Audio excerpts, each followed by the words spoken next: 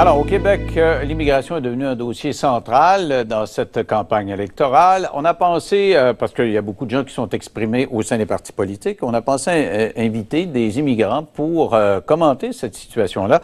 Donc, avec moi, Lamine Foura et Mme Naïla Halil, qui est dans nos studios de Québec. Bonsoir à vous deux. Bonsoir. Bonsoir. Alors, Mme Halil, je vous regarde, vous arrivez avec votre voile. Je ne sais pas si vous avez entendu aujourd'hui un candidat libéral qui a dit que la CAQ, si elle était élue, allait empêcher les femmes avec un foulard d'avoir des services et que ce serait épouvantable. Finalement, il s'excuse. Alors, comment vous voyez le fait d'être au centre de cette campagne-là?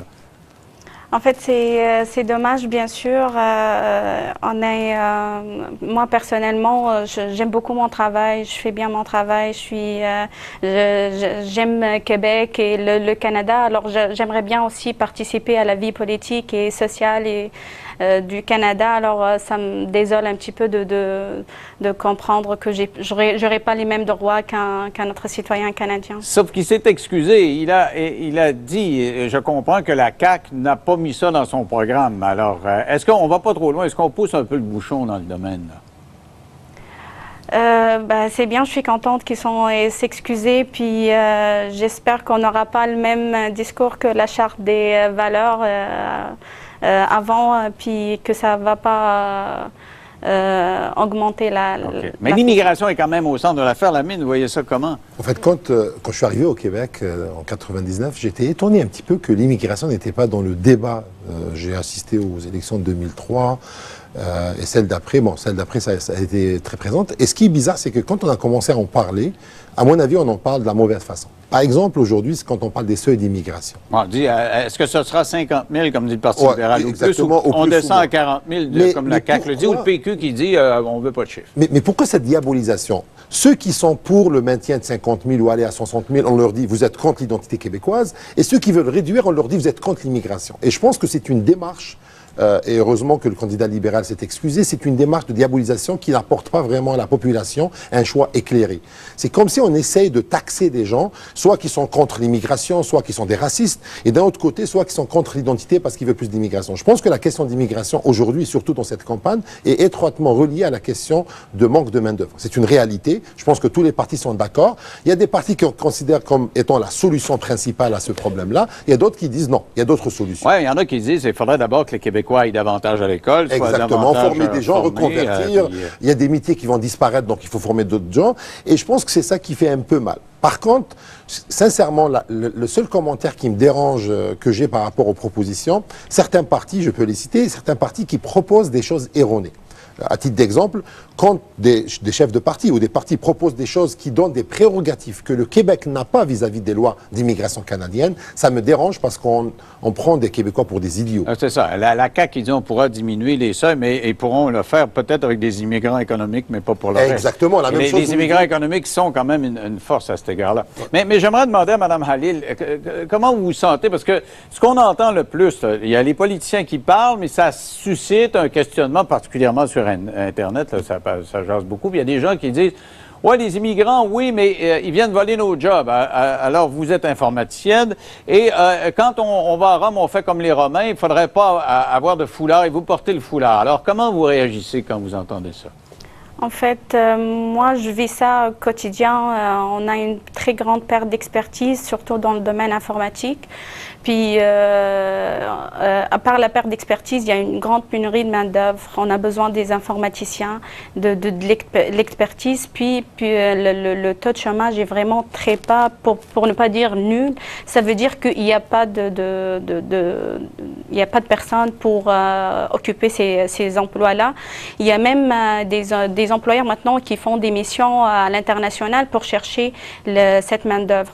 Alors, je pense que Mais ce que la CAQ dit, c'est qu'il faudrait d'abord s'assurer que les immigrants qui viennent ont les qualifications qu'il faut. et puissent occuper des postes. Si on arrive, ils n'ont pas les qualifications, vous payez pour leur formation, etc., ça ne donne rien. Alors, qu'est-ce que vous répondez? En fait, c'est la bonne question. En fait, le ministère des Migrations a déjà répondu à cette question en filtrant les profils des candidats intéressés par l'immigration selon leur domaine d'expertise et leurs compétences linguistiques. Ceci a commencé, je pense, depuis 2016.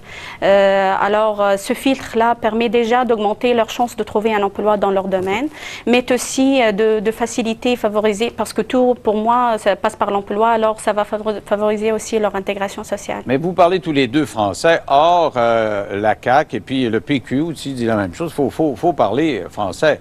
Et comment vous voyez la gestion de l'immigration de ceux qui ne parlent pas français et qu'on accueille? Je parlerai de ma position personnelle. Moi, sincèrement, je favoriserai une immigration francophone pour la simple raison que la réalité économique du Québec, que l'on veuille ou non, tend à pousser les immigrants à apprendre l'anglais, parce que beaucoup d'emplois exigent l'anglais. Mais le problème, c'est ce qu'on a fait, et il y a un sentiment anti-musulman dans une certaine partie de la population, reconnaissez-le. Donc, si on fait venir des francophones en priorité, il risque d'y avoir des gens comme vous, d'Algérie, du Maroc, donc... Oui, mais ça, il faut faire un choix. Est-ce qu'on veut garder le français ou est-ce qu'on ne veut pas le garder? C'est-à-dire qu'aujourd'hui, ramener des immigrants qui ne sont pas francophones, le terrain les pousse à aller vers l'anglais, et ça serait très difficile pour quelqu'un qui doit trouver un emploi, qui doit s'installer, qui doit gérer aussi l'installation de ses enfants, de sa famille, d'aller prendre aussi des cours. Donc ramener des gens qui parlent français va aider, en fin de compte, à maintenir le français d'une façon naturelle. Et pourquoi l'État québécois doit payer pour franciser 20 000, 30 000 quand on sait qu'il y a une masse importante? Et ce n'est pas seulement des gens qui viendraient des pays musulmans, il y a plein de personnes ailleurs qu'au Maghreb, ailleurs qu'en Afrique subsaharienne qui parlent français. Pourquoi ne pas exiger cette condition de façon à mettre l'argent de la francisation à l'aide à l'intégration professionnelle? Alors, est-ce que vous avez un travail, vous êtes informaticienne, Mme Halil, est-ce que ça a été difficile? Parce qu'on dit que les employeurs seraient un peu frileux dans l'embauche d'immigrants. Est-ce que vous avez senti ça? C'était ma perception avant de venir ici, avant d'essayer, mais j'ai décroché un emploi à la première entrevue que j'ai passée. J'ai un bon profil, j'aime beaucoup mon travail et ça paraît. Puis, j'avais pas de problème c'est-à-dire pour trouver un emploi. Et aussi, on ajoute que l'informatique, c'est un domaine très demandé. OK. Alors, vous, si on vous a invité, c'est que je vous ai vu dans un reportage et vous participiez à une exposition de photos dans la région de Québec et vous avez des photos de votre famille. Il y en a une qui avait été vandalisée et vous ne compreniez pas. Est-ce que vous sentez quelque chose anti-immigration, en quelque part? Oui, en fait, à ce que j'ai remarqué, les graffitis ont été sur les 3 photos. Il y a des femmes qui portent la voile et tout ça. Alors, c'est comme... puis, les messages déjà sont anti-islam. Alors, oui, ils ont visé certaines personnes de certaines confessions. Alors, revenons à la qualité des immigrants. Vous êtes unanimes les deux, vous me dites, ça prend des jobs, et si on a la formation, on risque d'avoir un emploi, vous en êtes la preuve, Mme Halil, vous avez votre job, et vous dites qu'il faut prioriser les francophones. Alors là, c'est difficile de ne pas arriver au centre de la question qui est la religion. Mais moi, je voudrais réagir par rapport à la question de la religion et de la question... Parce que Mme Halil a dit c'est le voile qui a été... Non, mais elle a trouvé un emploi malgré ça. Je pense que beaucoup de gens parlent en discriminant aussi le Québec. Il faut revenir aux faits. Quand on parle du Québec qui refuse l'immigration, c'est pas vrai. Je vous donne des faits, un exemple. Quand il y a eu les réfugiés syriens, c'est vrai que les Québécois en parlent beaucoup, on chiale. Mais par contre, dans les faits, dans le reste du Canada, 70% du parrainage, c'est le gouvernement qui l'a fait. Donc, ceux qui ont parrainé les réfugiés, c'est 70% du parrainage à l'extérieur du Québec, c'était le gouvernement qui a parrainé. Et bien, figurez-vous, ce Québec qu'on veut diaboliser aussi, qui est contre l'immigration, ce qui n'est pas vrai, qui n'est pas ouvert, la réalité dit le contraire. 70% des parrainages, c'est le privé. Donc, c'est les privés qui ont parrainé 70% des familles. Donc, ça prouve qu'en réalité, oui, des gens ont peur pour l'identité. C'est tout à fait légitime. Quand on reçoit beaucoup d'immigrants, quand on reçoit des immigrants en général, il y a, je dirais, un chamboulement de notre vie de tous les jours, et c'est tout à fait normal. Là, il faudra aussi que les immigrants s'engagent à faire vivre la culture québécoise, à s'approprier la culture québécoise. C'est ça. Alors, Mme Halil, vous avez votre voile. Est-ce que vous vous sentez québécoise? Est-ce que, avec ça, là, vous pensez que vous mettez un frein à l'intégration de vous et de votre famille? Non, malgré que les graffitis ont été sur une de mes photos, Non, ça ne m'a pas dérangé. Ça ne change pas mon regard sur le Québec et les Québécois. Personnellement, je vis bien ici. Je suis bien intégrée. J'adore mon travail. J'adore le Québec. Je n'ai pas rentré en Tunisie depuis 3 ans et demi, depuis que je m'en arrivée. Okay. Alors, tellement je suis bien contente. Mais c'est quand même difficile ici. pour certains, il faut le souligner. Oui, Il y en a qui le Il y a disent. des problèmes, il y a des problèmes, il faut les résoudre, mais pas en diabolisant l'un ou l'autre. C'est on s'assied autour de table sans accuser des gens de racisme parce qu'ils veulent juste parler de leur identité. 30 000, 40 000, 50 000? C'est les experts qui doivent le définir. OK. Mme Halil, un chiffre. En terminant, c'est un quiz. Il est déjà affiché dans le plan d'immigration Okay. du site du ministère. C'est 53 maximum. Merci à vous, parce que c'est une guerre, c'est rendu des fois, là, on ne le sait plus, là, ça monte, ça descend.